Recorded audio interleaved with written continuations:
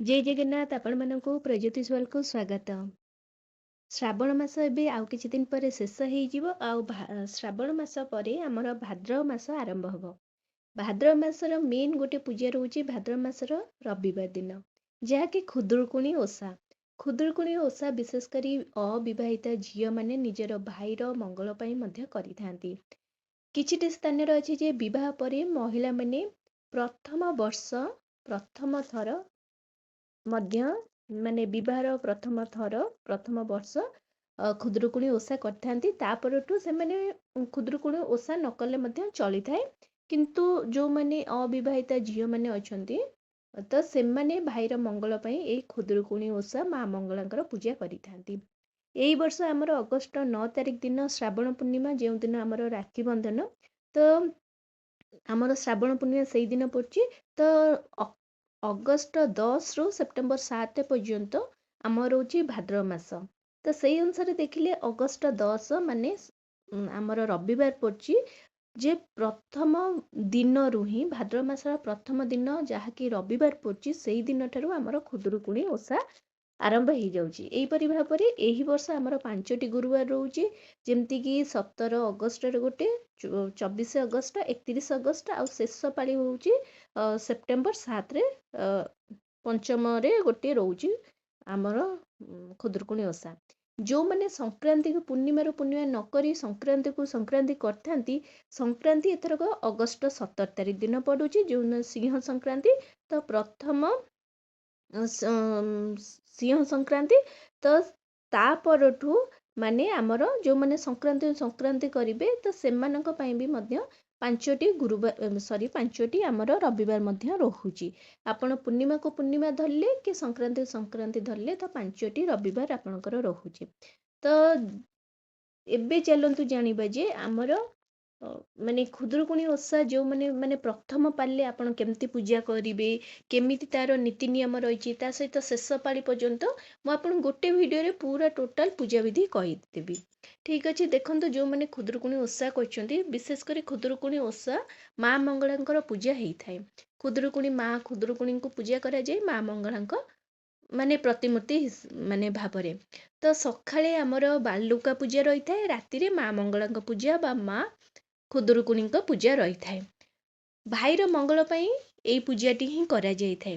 तो ये जोटा प्रथम पाली अछि, तो से दिन कौन करंती सखाळु उठी झियो माने विशेष करी पाखरे जदि गाँ गले पाखरे नदी रहिला कि पोखर रहिला सेठी जाइना से माने गाधेई थांती। जदि घरे जो मानकर सेमती सुविधा रहउनी तो घरे मुंडो धोई गाधेइबे, भल परिष्कार धुआ माने पोशाक पिंधिबे। पोशाक पिंधि सारा परे तापरे सखाळु कौन करंती बालुका पूजा करिथांती। बालुका पूजा केमती करिवे देखंतु, जो माने गाँ गहली रोचंती पाखरे नदी पोखरी रोची तांकर पूजा, जो माने सहर रोचंती पाखरे नदी आ पोखरी जो माने पाखे रहू नहीं तो सेमानक पूजा टिके अलगा रहिबो। कारण यही पूजाटी विशेष करी नदी आ पोखरी पाखरे ही कूଳରେ करा जाय थाए।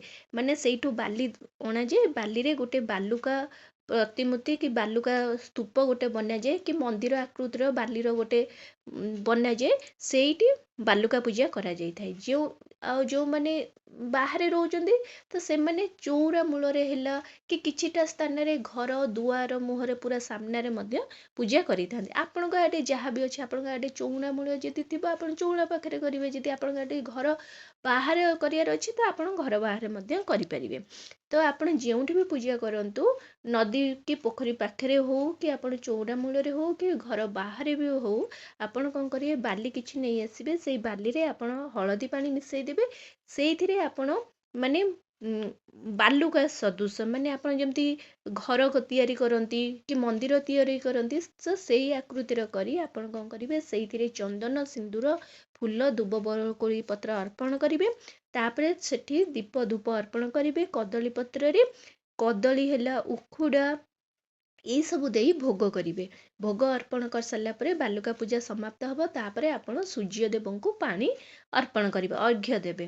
तो एतिकी रहिला ଆପଣଙ୍କର ବାଲୁକା ପୂଜା। ତାପରେ କ'ଣ କରନ୍ତି, ଝିଅମାନେ ଫୁଲ ଫୁଲ ସବୁ ତୋଳନ୍ତି। ଦିନ ସାରା ସେମାନେ ଫୁଲହାର ଗୁନ୍ଥନ୍ତି। ମାଆଙ୍କର ଯଦି ମୂର୍ତ୍ତି ଆଣିନାହାନ୍ତି ତ ମୂର୍ତ୍ତି ମଧ୍ୟ ସେଇଦିନ ମଧ୍ୟ ଆଣିପାରିବେ। ତାପରେ ଯେଉଁ ସ୍ଥାନରେ ପୂଜା କରାଯିବ ସେଇ ସ୍ଥାନକୁ ପୁରା ଭଲ ଭାବରେ ପୋଛାଧୁଆ କରାଯିବ। ମା ଯେଉଁ ସ୍ଥାନରେ ବସିବେ ସେଇ ସ୍ଥାନକୁ ମଧ୍ୟ ଶୁଦ୍ଧ କରାଯିବ। ଗୋବର ପାଣିରେ ଟିକେ ପୋଛିଦେବେ। ତାପରେ କାଠ ପିଢ଼ା ଯଦି ଆପଣ ଧରୁଛନ୍ତି ତ କାଠ ପିଢ଼ାକୁ ମଧ୍ୟ ଭଲ ଭାବରେ ଧୋଇକରି ରଖିବେ।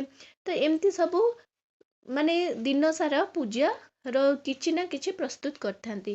ତ ଏ ସମୟରେ କିଛିଟା ସ୍ଥାନରେ ଝିଅମାନେ ଉପବାସ ରହିଥାନ୍ତି। ସେମାନେ କେବଳ ଫଳମୂଳ ଖାଇ ମଧ୍ୟ ରହିଥାନ୍ତି। କିଛିଟା ସ୍ଥାନରେ କ'ଣ ହେଇଥାଏ, ଅରୁଆ ଅନ୍ନ ମଧ୍ୟ ଖାଇଥାନ୍ତି। ଏଥିରେ ସେମିତି କିଛି ନାହିଁ ଯେ ଆପଣ ଖାଇପାରିବେ, ସେଟା ଆପଣଙ୍କ ଉପରେ ଡିପେଣ୍ଡ କରୁଛି ଆପଣ କେମିତି ପୂଜା କରିବେ। ତ ଆପଣ ସେଟା କ'ଣ କରିବେ, ଯେତେବେଳେ ଏମିତି ସବୁ ପ୍ରସ୍ତୁତି ଚଲେଇଥିବେ, ଯେମିତି ସନ୍ଧ୍ୟା ହେଇଯିବ, ସନ୍ଧ୍ୟା ହେଇସାରିଲା ପରେ ଆପଣ କ'ଣ କରିବେ, ପ୍ରଥମେ କାଠ ପିଢ଼ାକୁ ଭଲ ଭାବେ ଯେଉଁ ଧୁଆ ହେଇଥିବ ସେଇ ସ୍ଥାନକୁ ନେଇ ଆସିବେ ଯେଉଁଠି ଆପଣ ପୂଜା କରିବେ। ତାପରେ ଆପଣ କ'ଣ କରିବେ, କଳସ ସ୍ଥାପନା କରିବେ।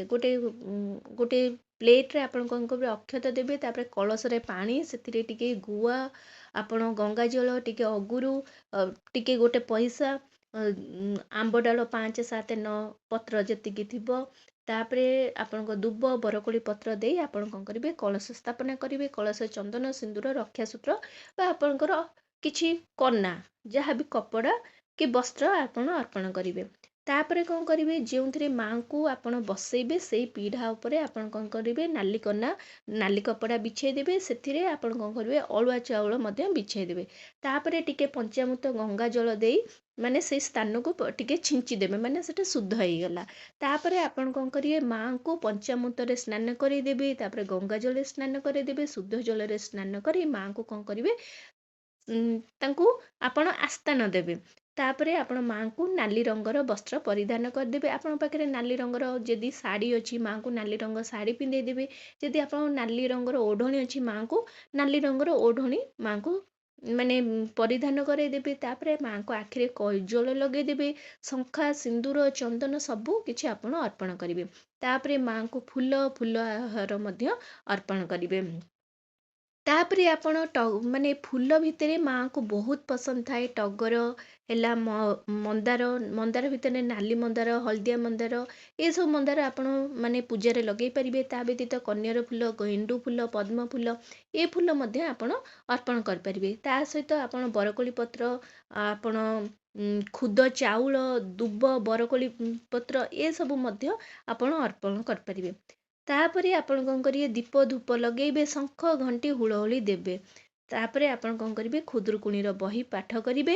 ଖୁଦୁରୁକୁଣୀର ବହି ପଢ଼ା ସରିଲା ପରେ ଆପଣ କ'ଣ କରିବେ, ପ୍ରଥମେ କଳସକୁ ଭୋଗ ଅର୍ପଣ କରିବେ। ତାପରେ ଆପଣ କ'ଣ କରିବେ, ମାଆଙ୍କୁ ଭୋଗ ଅର୍ପଣ କରିବେ। ଭୋଗରେ ଆପଣ କ'ଣ କରିବେ, ଭୋଗରେ ଆପଣ ଯେକୌଣସି ଜିନିଷ ୟୁଜ୍ କରିପାରିବେ, ଯେମିତିକି ଖଇ, ଉଖୁଡ଼ା ହେଲା। ତାପରେ ଯାହା ବି ଆପଣ ଫଳମୂଳ ୟୁଜ୍ କରିପାରିବେ, କଦଳୀ, ଆପଣ ଆପେଲ୍, ଅଙ୍ଗୁର, ଏସବୁକୁ ମିଶାଇ ଆପଣ ଚକଟି କରି ଆପଣ ମାନେ ଭୋଗ ମାନେ ତିଆରି କରିପାରିବେ। ନଡ଼ିଆ ଆପଣ ପକାଇ ପାରିବେ, ଯିଏ କାକୁଡ଼ି ମଧ୍ୟ ପକାଇ ପାରିବେ। ତ ଆପଣ ଏସବୁ ଜିନିଷ ପକାଇ ଆପଣ କ'ଣ କରିବେ, ମାନେ ଭୋଗ ମାଆଙ୍କୁ ଅର୍ପଣ କରିବେ। ତାପରେ ପୁଣି ରାତିରେ ଆପଣ ଜହ୍ନ ମାମୁଁଙ୍କୁ, ଚନ୍ଦ୍ରଦେବଙ୍କୁ ଆପଣ କ'ଣ କରିବେ, ବାହାରକୁ ଆସିବେ। ବାହାରକୁ ଆସି ସାରିଲା ପରେ ଆପଣ କ'ଣ କରିବେ, ଚଉଣା ମୂଳରେ ଆଗେ ଚଉଣା ପୂଜା କରିବେ। ମାନେ ଆପଣ ସବୁ ପୂଜା ଶେଷ କରିସାରିଲା ପରେ, ମାନେ ମା ଖୁଦୁରୁକୁଣୀଙ୍କୁ ପୂଜା ଶେଷ କରିସାରିଲା ପରେ ଆପଣ କ'ଣ କରିବେ, ମା ତୁଳସୀଙ୍କୁ ପୂଜା କରିବେ। ତାଙ୍କୁ ଦୀପ ଧୂପ ଭୋଗ ମଧ୍ୟ ଅର୍ପଣ କରିବେ। ତା ସହିତ ଆପଣ କ'ଣ କରିବେ, ବାହାରକୁ ଆସି ଚନ୍ଦ୍ରଦେବଙ୍କୁ ମଧ୍ୟ ସେମିତି ଦୀପ ଧୂପ ତା ସହିତ ଆପଣ ଭୋଗ ଅର୍ପଣ କରି ମଧ୍ୟ ପୂଜା କରିବେ, ମାନେ ପୂଜା କରିବେ। ପୂଜା ଶେଷ ହେଇସାରିଲା ପରେ ଆପଣଙ୍କ ଭୋଗ ଯାହା ବି ଅଛି, ଭୋଗ ଆପଣ ଯାହା ବି ମାଆଙ୍କୁ ଅର୍ପଣ କରିଥିଲେ, ଆଉ ଯେତିକି ବଳକା ଭୋଗ ଥିବ ଭୋଗ ଆପଣ ପାଇପାରିବେ। ତା ବ୍ୟତୀତ ଆପଣ କ'ଣ କରିପାରିବେ, ତାପରେ ଆପଣ ଯେକୌଣସି ଜିନିଷ ଖାଇପାରିବେ। କିନ୍ତୁ ଆପଣ ଏତିକି ମନେ ରଖିବେ, ସେଦିନ ଆପଣ ବିନା ପିଆଜ ଯୁକ୍ତ ଖାଦ୍ୟ ଖାଇବେ। ବିଲକୁଲ ବି ପିଆଜ ଯୁକ୍ତ ଖାଦ୍ୟ ଖାଇବେ ନାହିଁ। ତା ସହିତ ଆମିଷ ମଧ୍ୟ ଖାଇବେ ନାହିଁ। କେତେ ଜଣ ମାସକ ସାରା, ବିଶେଷ କରି ବହୁତ ଝିଅମାନେ ମାସକ ସାରା ପୁରା ଆମିଷ ଖାଆନ୍ତି ନାହିଁ, ପିଆଜ ରସୁଣ ଖାଇଦିଅନ୍ତି କିନ୍ତୁ ଆମିଷ ଖାଆନ୍ତି ନାହିଁ। ତେଣୁ ଆପଣଙ୍କ ଆଡ଼େ ଯାହା ବି ଅଛି ଆପଣ ମାନେ ପାଳନ କରିବେ। କିନ୍ତୁ ସବୁଠାରୁ ଭଲ ରୁହେ ଯଦି ଆପଣ ମାସକ ସାରା ମାନେ ଆପଣ ଆମିଷ ଛାଡ଼ୁଛନ୍ତି, କାରଣ ମାଆଙ୍କର ପୂଜା, ମାଆଙ୍କୁ ଯଦି ପୂଜା କରୁଛନ୍ତି ତାହେଲେ ଭଲ ଭାବରେ ପୂଜା କଲେ ବହୁତ ଭଲ ହେବ। ଏହିପରି ଭାବରେ ଆପଣ ଚାରିପାଳିଯାକ ପୂଜା କରିବେ। ଶେଷ ପାଳି କେତେକ ସ୍ଥାନରେ ସେଇ ଗୋଟିଏ ମୂର୍ତ୍ତିରେ ହିଁ ମାଆଙ୍କୁ ପୂଜା କରି ବିସର୍ଜନ କରାଯାଏ, କିନ୍ତୁ କିଛିଟା ସ୍ଥାନରେ ଆଉ ଗୋଟେ ମୂର୍ତ୍ତି ମଧ୍ୟ ଅଣାଯାଏ ଶେଷ ପାଳିରେ। ଆପଣ ଯଦି ଶେଷ ପାଳିରେ ଆଉ ଗୋଟେ ମୂର୍ତ୍ତି ଆଣୁଛନ୍ତି, ସେଇଦିନ ଆଉ ଥରେ ଆପଣ କ'ଣ କରିବେ, ମୂର୍ତ୍ତିକୁ ଯେମିତି ପଞ୍ଚାମୃତରେ ସ୍ନାନ କରି, ଗଙ୍ଗାଜଳରେ ସ୍ନାନ କରି ତାଙ୍କୁ ନୂଆ କପଡ଼ା ପରିଧାନ କରିବେ, ଆଖିରେ କଜଳ ଲଗେଇବେ, ମାଆଙ୍କୁ ପୂଜା କରିବେ, ଯେମିତି ଫୁଲ ପଞ୍ଚୋପଚାର ବିଧିରେ ଯେମିତି ପୂଜା କରିବା କଥା ପୂଜା କରିବେ। ତାଙ୍କୁ ଆପଣ କ'ଣ କରିବେ, ଭୋଗ ରାଗ ସବୁ ଦେଇ ସାରିଲା ପରେ ଆପଣ କ'ଣ କରିବେ, ସେଇଦିନ ବିସର୍ଜନ କରିବେ। ଆଉ ପାଖରେ ଯଦି ଆପଣଙ୍କ ପାଖରେ ମାନେ ନଦୀ, ପୋଖରୀ, ନଈ ଏସବୁ ଅଛି, ତ ଆପଣ ସେଇଦିନ ନେଇ ମାଆଙ୍କୁ ଆପଣ ବିସର୍ଜନ କରାଇପାରିବେ। ଯେଉଁଟା ଶେଷ ପାଳି ଅଛି ରବିବାର, ତ ପୂଜା ଶେଷ କରିସାରିଲା ପରେ ଆପଣ ମାଆଙ୍କୁ ବିସର୍ଜନ କରିପାରିବେ। ଏହିପରି ରହିଛି ବିଧି କିଛି ଖୁଦୁରୁକୁଣୀ ଓଷାର। ଆଶା କରୁଛି ଭିଡ଼ିଓଟି ଆପଣମାନଙ୍କୁ ବହୁତ ପସନ୍ଦ ଆସୁଥିବ। ଯଦି ଆସୁଛି ତାହେଲେ ଏଇ ଚ୍ୟାନେଲକୁ ଜଲ୍ଦି କରି ଲାଇକ୍, ସେୟାର, ସବସ୍କ୍ରାଇବ୍ କରିଦିଅନ୍ତୁ। ନମସ୍କାର।